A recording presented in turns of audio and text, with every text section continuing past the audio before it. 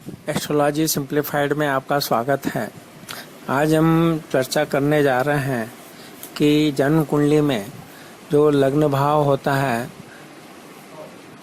और उसमें जो राशि रहती है उसके स्वामी को लग्नेश जैसे कहते हैं। तो जैसे मेष राशि है तो उसका जो लग्न होगा तो उसका लग्नेश मंगल होगा।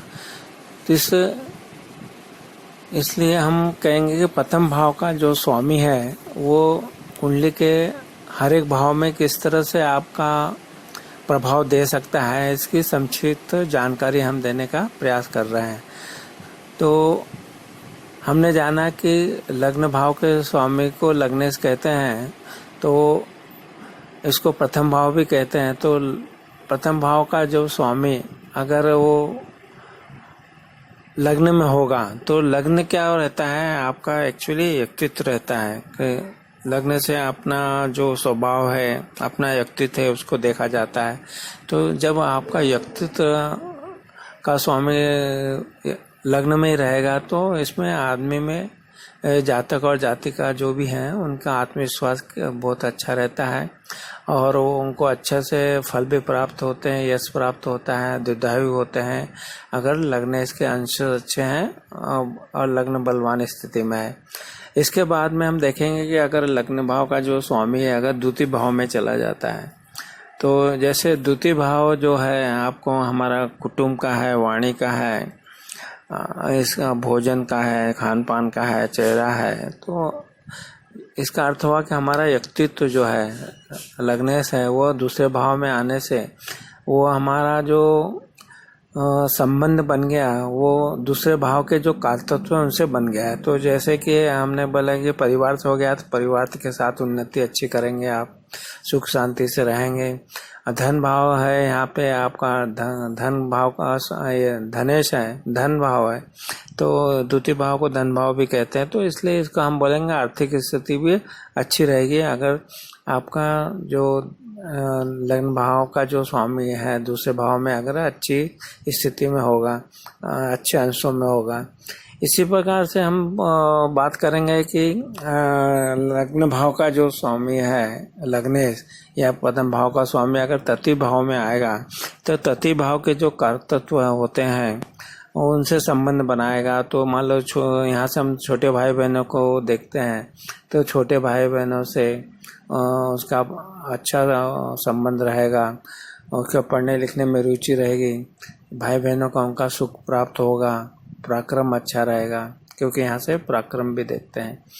इसके बाद में हम बात करेंगे कि लग्न भाव का स्वामी लग्नेश अगर चौथे भाव में होगा तो चौथे भाव के जो कारतत्व हैं उनसे उसको सहायता प्राप्त होगी। जैसे कि यह सुख भाव कहलाता है तो हमें सभी तरह के सुख जो है वो प्राप्त होंगे, माता से अच्छे संबंध रहेंगे, आप स्वभाव से मोजी स्वभाव के रहेंगे, मस्त मोजी रहेंगे। और जो यहाँ से हम वाहन सुख भी देखते हैं तो हमको घर भी देखते हैं तो घर वाहन का सुख हमें प्राप्त होगा। इसी तरह से जब लग्न भाव का स्वामी अगर पंचम भाव में होगा तो पंचम भाव के जो कारतत्व हैं वो हमको प्राप्त होंगे। जैसे शिक्षा है तो हमारा अच्छी शिक्षा प्राप्त होगी यहाँ पे हम मास्टर डिग्री तक देखते हैं तो अच्छी मास्टर डिग्री तक हम अच्छे से जा सकते हैं अगर दूसरे घरों का नेगेटिव प्रभाव नहीं होगा। तो इसके साथ में यहाँ से कला वगैरह देखते हैं, शेयर मार्केट वगैरह देखते हैं तो उसमें भी हमको अच्छे फल प्राप्त होंगे। साथ साथ में यहाँ से संतान को देखा जाता है तो संतान संबंधी भी सुख हमें अच्छे प्राप्त होंगे। तो इस तरह से लग्नेश का पंचम भाव में जाना हमें क्या क्या दे सकता है वो हमने बताने का प्रयत्न किया। अभी हम देखेंगे कि लग्नेश का अगर छठे भाव में जाता है तो छठा भाव जो है जैसे कि हमें पता है कि ये परेशानियों का भाव है तो थोड़ा हमको परेशानियां और स्वास्थ्य में हो सकती है क्योंकि व्यक्तित्व जो है हम हैं तो उसको स्वास्थ्य संबंधी परेशानियां हो सकती है। या फिर जो भी कार्य हम करेंगे उसमें हमको सफलता प्राप्त होने में समय लगेगा, यश भी प्राप्त नहीं हो पाएगा इस तरह से हमें संघर्ष करना पड़ेगा, तो ये स्थिति बन सकती है। ऐसे ही लग्न भाव का स्वामी सप्तम भाव जो है, तो सप्तम भाव हम जो भी जातक और जाति का उसका पति या पत्नी का हो सकता है, पत्नी होता है, तो हमें ये बात सकते हैं कि हमारा व्यक्तित्व है वो सप्तम भाव में जाने से हमारे को मनचाहा जो है पार्टनर मिलने के संभावनाओं को जन्म देता है। और यहाँ से हम व्यापार वगैरह देखते हैं तो व्यापार संबंधी भी अच्छे फल प्राप्त होने के योग बना देगा। ऐसे ही हम अगर लग्न भाव का स्वामी अष्टम भाव में जाएगा तो अष्टम भाव भी हमको जीवन में जो है संघर्ष की स्थिति बनाएगा और ये स्वास्थ्य के ऊपर भी ये प्रभाव डाल सकता है। तो इस तरह से हम बात कर सकते हैं, समझ सकते हैं। ऐसे लग्नेश जो है नवम भाव में आएगा तो ये हमारा भाग्य का भाव है, तो हमारे व्यक्तित्व भाग्य में चला गया। तो और ये अध्यात्म भी यहीं से देखते हैं, तो अध्यात्म में भी हमारी अच्छी रुचि रहेगी, भाग्य भी साथ देगा। इसके कारण हमें यश कीर्ति आदि प्राप्त होगा। यहाँ विदेश से यात्रा को देखते हैं, लंबी यात्राओं को देखते हैं, वो भी हमारी अच्छी होगी।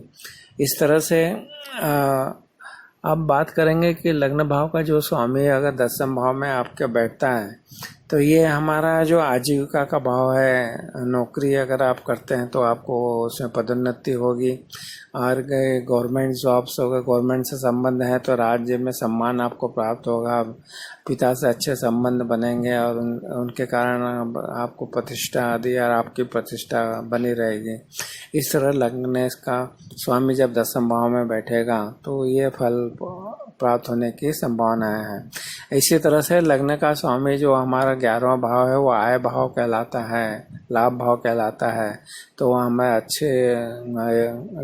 अच्छे से लाभ और आय प्राप्त होगी। यहाँ मित्रों को देखते हैं तो हमको अच्छे मित्र वगैरह, बड़े भाई बहनों को देखते हैं उनसे संबंध अच्छे होंगे, और इस तरह से आप देख सकते हैं।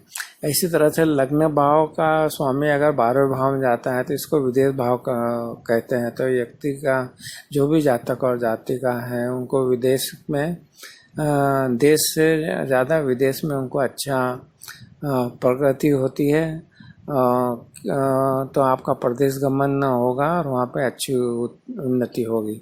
तो ये जो भी स्थितियां बताई हैं, अगर कुंडली में आपका इस तरह से बन रहा है और लग्न का स्वामी जहाँ भी बैठा वो अच्छे अंशों में है, अच्छी स्थिति में है, शुभ ग्रहों के प्रभाव में है, वो पाप ग्रहों के प्रभाव में नहीं है, तो आपको जो हमने बताने का प्रयत्न किया उस तरह के फल प्राप्त होने की संभावनाएं जरूर बनेगी। आपको हमारे वीडियो पसंद आ रहे हो तो हमारे वीडियो को ज़रूर लाइक कीजिए, शेयर कीजिए। आपने हमारे वीडियो को लाइक किया, शेयर किया, इसके लिए आपका बहुत बहुत धन्यवाद।